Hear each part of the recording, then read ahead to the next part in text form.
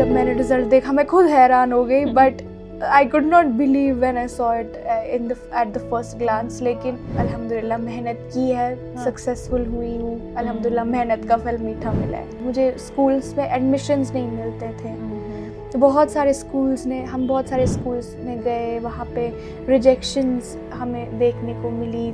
आदाब, आप देख रहे हैं आवाज़ द वॉइस और मैं हूँ आपके साथ यास्मीन खान। और इस स्टोरी में मुझे ज्वाइन किया है ज़ैनब बिलाल ने। और ज़ैनब से हम मिलने इसलिए आए हैं क्योंकि इसने हाल ही में एक माइलस्टोन अचीव किया है।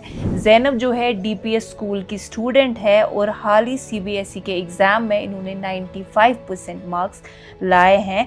ज़ैनब विजुअली इम्पेयर्ड है बचपन से, यानी कि बाय बर्थ वो कुछ नहीं देख पा रही है, लेकिन उन्होंने जो माइलस्टोन अचीव किया है वो पूरी वादी के लिए एक इंस्पिरेशन बन गई है।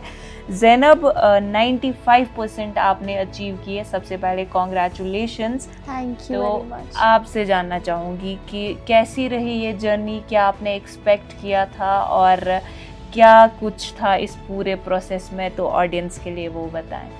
तो सबसे पहले तो thank you so much for having me, and it's my second time actually on this channel. मेरा आपसे इससे पहले भी इंटरव्यू हुआ है, इफ यू रिमेंबर। तो आई मीटिंग यू अगेन, मुझे वो वापस से वो दिन याद आ रहा है। We met after a long time actually. तो सबसे पहले तो अल्लाह ताला का लाख लाख शुक्र है दैट आई हैव अल्हम्दुलिल्लाह got this much result.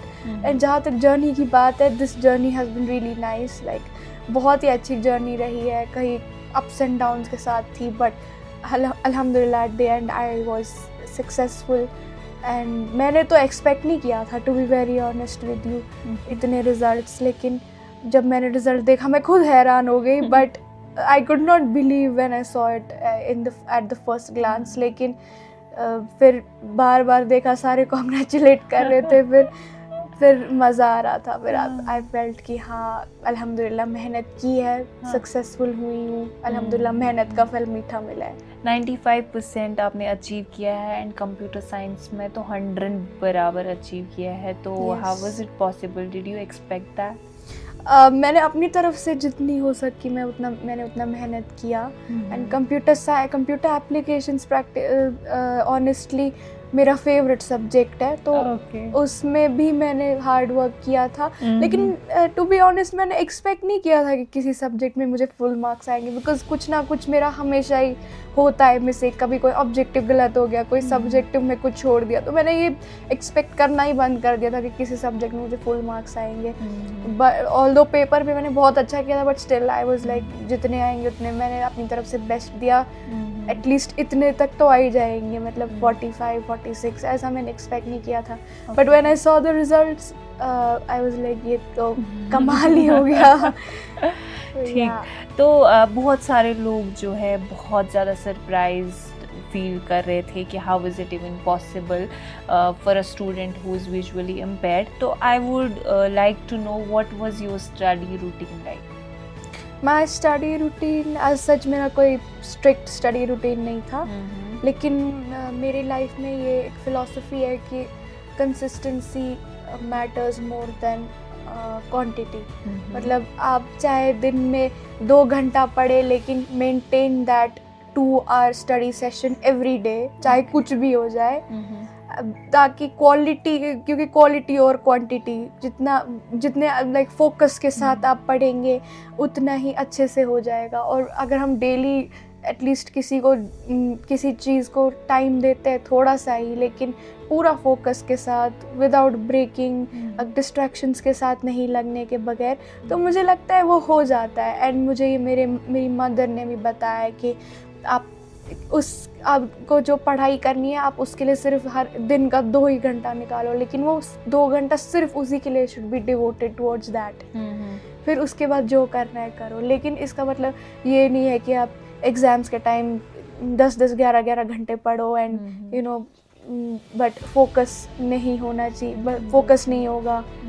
It does not work like that. And मैंने ये खुद ट्राई किया है, तो इट अल्हम्दुलिल्लाह वर्कड।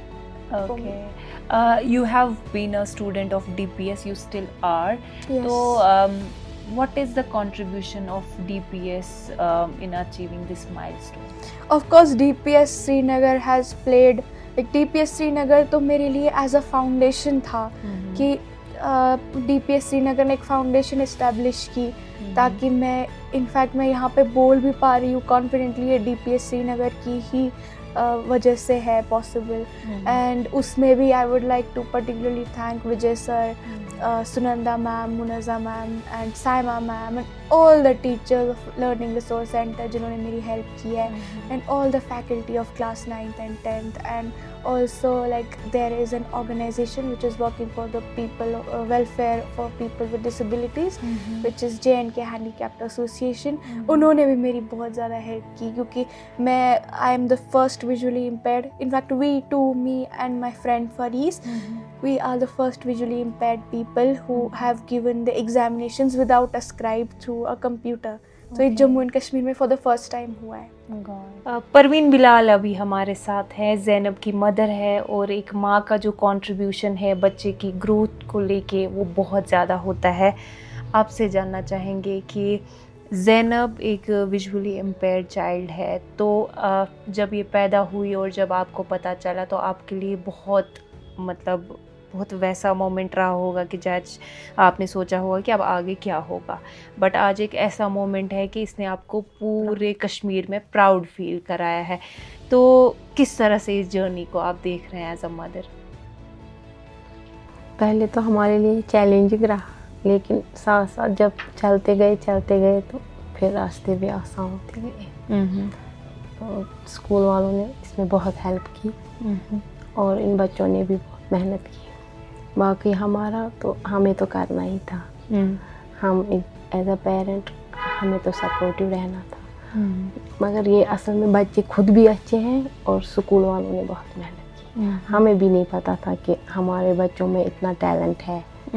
जब उन्होंने उन्होंने मेहनत की, उन्होंने बोला तो हमें भी पता चला हमारे बच्चे सब कुछ कर सकते हैं। अदरवाइज हमें भी पहले लगता था कि ये कुछ नहीं कर पाएंगे, तो लेकिन फिर आहिस्ता हमें भी पता चला नहीं हमारे बच्चों में टैलेंट है। फिर हमने भी वैसे ही सपोर्ट किया कि फिर बच्चे का ये देखा किस में इंटरेस्ट है तो उसी में मदद भी की। थोड़ा बोला, कुछ किया नहीं, हमने बोला ऐसे कैसे करो। मैं इसके मामू जान ने इसको भी समझाया ऐसे करो। मैंने भी सब ने अपनी तरह से जो भी हमें मिला, जो भी हमारे साथ जो भी आया ना हमारी लाइफ में, इसके रिगार्डिंग जो सब ने हेल्प की। अब चूँकि 95% अचीव किया है ज़ैनब ने, तो क्या आप स्टडीज़ के लिए ज़ैनब को पुश करते थे या फिर इसका अपना डिटर्मिनेशन था कि नहीं मुझे करना ही करना है? नहीं, ज़ैनब का अपना ही है, ये उसको पुश नहीं करना पड़ता और ये कूल माइंडेड है, ये ज़्यादा करती भी नहीं है। टाइम ये काम देती थी, मुझे लगता था पता नहीं क्या करेगी, पढ़ती नहीं है ज़्यादा और लेट नाइट तो इसने कभी पढ़ा ही नहीं है। बस शाम 7-8 तो इसका बस हो जाता है। ठीक, तो ज़्यादा टाइम भी नहीं, पता नहीं क्या करेगी ज़ैनब, क्या करेगी, तो लेकिन फाइनली हो गया। अब जब वो मोमेंट कुछ दिन पहले आपके सामने था कि जब आपने रिजल्ट देखा 95% अचीव किए, तो वो मोमेंट कैसा था? वो बयान नहीं कर सकते उस वक्त, क्या सोचा नहीं था कि इतना ज़ैनब ने किया होगा। पता था ज़ैनब मेहनत करती है, जब स्कूल में एग्ज़ाम देती थी, फिर जब मार्क्स कुछ कम होता था मुझे फील होता था, ज़ैनब को तो नहीं होता था मुझे, क्योंकि ज़ैनब बहुत मेहनत करती है, बहुत इसका ज़्यादा अटैचमेंट लैपटॉप के साथ, ये ज़्यादा मूवमेंट नहीं है, बाहर नहीं जाती है ज़्यादा, कहीं आई थी ज़्यादा इसके साथ, मुझे लगता है इसी के साथ ज़्यादा वक्त गुजरता है। मेरा ओरली मेरा सारा सुनाते थे वो मेरे को। ओके। बट अल्हम्दुलिल्लाह वहाँ पे भी मैंने अच्छे रैंक्स लाए, फर्स्ट या सेकंड में हमेशा आती थी वहाँ पे भी। तो उसके बाद मुझे DPS श्रीनगर ने हमें अप्रोच किया एंड VI यूनिट स्टार्ट होने वाला था तब। We are the first 2 kids जिनसे VI यूनिट स्टार्ट हुआ है। अब तो अल्हम्दुलिल्लाह बहुत बच्चे हैं, लेकिन हम दोनों पहले बच्चे हैं जिनसे स्टार्ट हुआ है ये। So Zainab, you had your challenge, तो लाइक हर किसी की लाइफ में ऐसा कुछ आता है, person feels like giving up, so what was it that made you go through it, या आपका बिगेस्ट सपोर्ट सिस्टम क्या रहा है? आई थिंक मेरा सबसे बड़ा one of the biggest support system has been my family. मेरे पेरेंट्स, मेरे सारे अंकल्स, आंट्स, एवरीबडी, and मेरे maternal family, सारे cousins, सब has been like मेरे सारे relatives eventually. और उसके बाद फिर of course Delhi public school Srinagar, and जो भी जिस मेरे सारे teachers, everybody has been very helpful and very kind to me. तो आई थिंक ये पूरा सपोर्ट, ये सारा फ्रेमवर्क होता है जो हमें हेल्प करता है. सपोर्टिव सोसाइटी होनी चाहिए, पूरी फैमिली, सबसे बड़ी बात तो सपोर्टिव होनी चाहिए. ये जब हम CRC जाते थे, क्योंकि स्कूलिंग का कुछ था ही नहीं कॉन्सेप्ट, फिर वहीं जाते थे और वो ज़ैनब को सिखाते थे कैसे खाते हैं, कैसे चलते थे, क्योंकि ज़ैनब सीढ़ियाँ नहीं चलती थी, तो मतलब पैर ही नहीं रखती थी सीढ़ी पे. फिर वहाँ जब हम गए तो उन्होंने ज़ैनब को ट्रेन किया, मतलब सिखाया खाना कैसे खाते हैं, क्योंकि असल में है ना अवेयरनेस की कमी है. माँ बाप को भी नहीं पता होता है कि ऐसे बच्चों को कैसे हैंडल करें. फिर जब बाहर जाते हैं फिर वो सिखाते हैं, वो देखते हैं, इनको पता नहीं, फिर वो हमें सिखाते हैं, हम बच्चे को सिखाते हैं. फिर हमें भी पता चला कि हमें क्या करना है, तभी CRC में पता. तो ये आई थिंक घर के अंदर ये का घर फोटो. ये घर के अंदर की. ठीक, ये कहाँ का है? ये नात कंपटीशन अच्छा था, तो ज़ैनब ने नात ये बोला था वहाँ. अच्छा, ये शाह फैसल IAS. हाँ जी, नाइस. फिर इन्होंने इसको शायद ज़ैनब इसीलिए कहती है मुझे IAS बनना है, वो शाह फैसल से इन्फ्लुएंस्ड है. ये तो डेफिनेटली एक, ये तो पूरे कश्मीर में था, ये मुझे भी पता है, तब मैं थी जब इंटरव्यू किया. तो जब आपको पता था कि नेक्स्ट डे इनको आमिर खान का इंटरव्यू करना था, तो ज़ैनब सोई नहीं रात भर, क्योंकि फेवरेट स्टार है ज़ैनब के. तो फिर बोलती थी पता नहीं अब क्या होगा, कैसे बोलूँगी. ये हेडलाइन तो हर जगह छपी थी ना जी. तो उसके बाद कैसा रिएक्शन आया था लोगों की तरफ से? बहुत. तो ज़ैनब ने तब से स्टार्ट हो गया इंटरव्यू देना. तो अच्छा ज़ैनब का और ये विश भी था, ये पूरी की विजय सर ने. हाँ, तो क्या आपको लगता है कि इस तरह के स्कूल्स वैली में होने चाहिए ताकि सारे बच्चे जो है एक अच्छी लाइफ गुजार पाए? नहीं, होने चाहिए, क्योंकि इन बच्चों का हक है पढ़ने का. हमें इनको ये डिमोटिवेट नहीं करना चाहिए. इन बच्चों को हमें समझना चाहिए ये सब कुछ करते हैं, कमी तो इनमें नहीं है, कमी हमारी सोचों में है. सही. हम में कमी है, लेकिन ये सब कुछ करते हैं, सिर्फ सिखाने वाला चाहिए. बिल्कुल.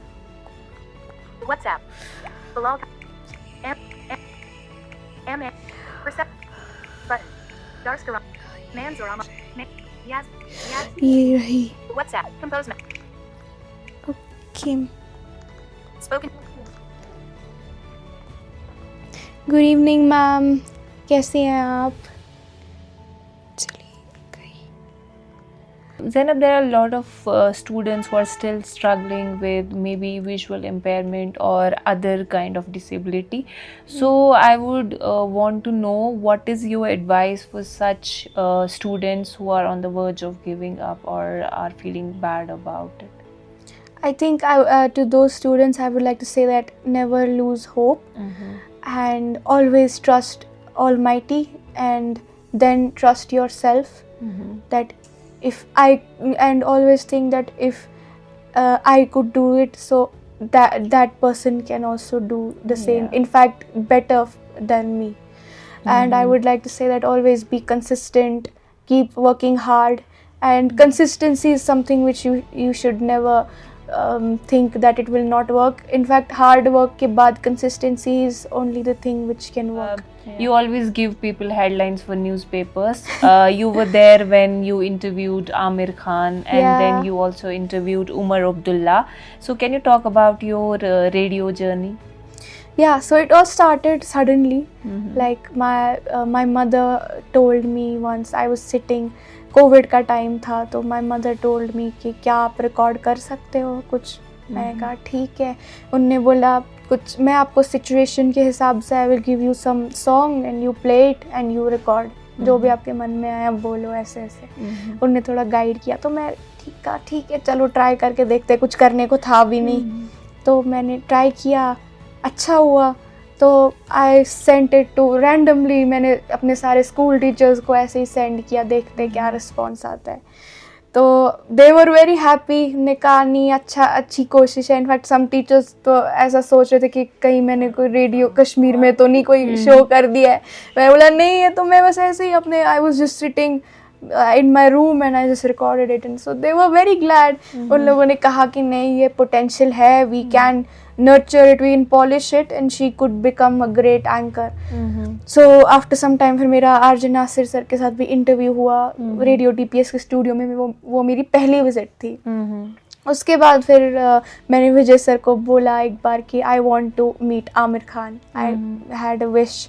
तो उन्होंने कहा ठीक है, आपकी और कोई विश है? मैंने बोला नहीं सर, थैंक यू। तो फिर मुझे कुछ टाइम बाद उसकी कॉल आया कि मुझे आमिर खान से लाइक इंटरव्यू करने का चांस मिल सकता है, because he was in Kashmir at that time for his shooting.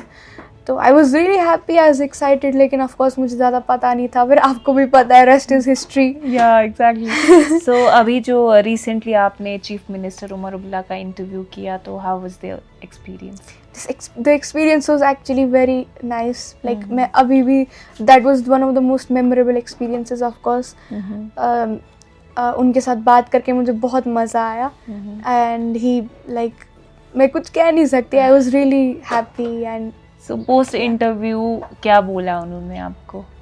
Post interview नहीं, ज़्यादा कुछ नहीं बोला उन्होंने। Okay, cool. I think there is a lot to discuss and I am pretty sure कि आप जल्दी बहुत ही इंटरेस्टिंग हेडलाइन फिर से दोगे। And thank you so much Zainab, आपने अपना वक्त दिया, and also once again congratulations for the feat. Thank you very much for having me once again. It was lovely to talk to you.